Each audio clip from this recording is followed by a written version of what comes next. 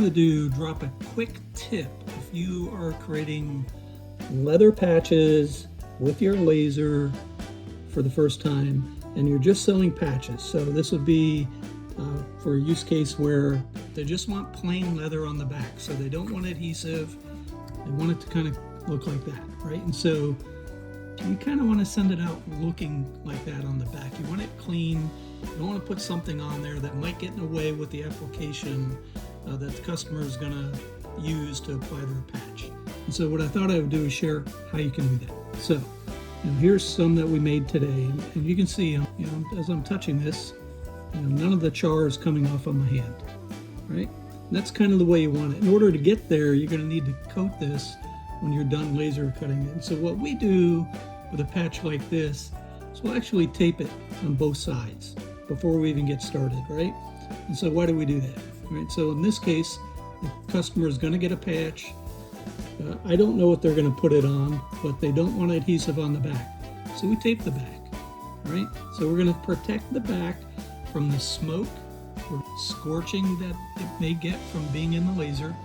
Same is true on the front. As we go through the engrave process, we really only want to engrave what we want to engrave, and we want to protect the rest of the leather. So that's why we use tape. When you're done with that, the laser is going to leave some char residue, everywhere it cuts and obviously where it engraves. And you don't want this stuff coming off, right? Because it's going to come off on somebody's hat or come off in their hands. It may get wet and then run. It'll ruin whatever it is that you sold. So you don't want to do that. So what we do with these is once they're done being cut, we will take the tape off the top side.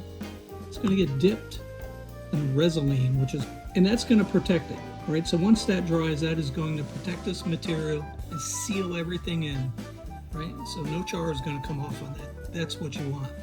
Now, because we're sewing the patch with no adhesive on the back, you don't really want the Resolene on the back, right? Because again, we don't know what they're going to apply it to, and I don't want to assume, right? So I want to protect the back from that process, right? And if you don't, what's going to happen is part of the back will get some Resolene around the edges. It'll look really kind of funny.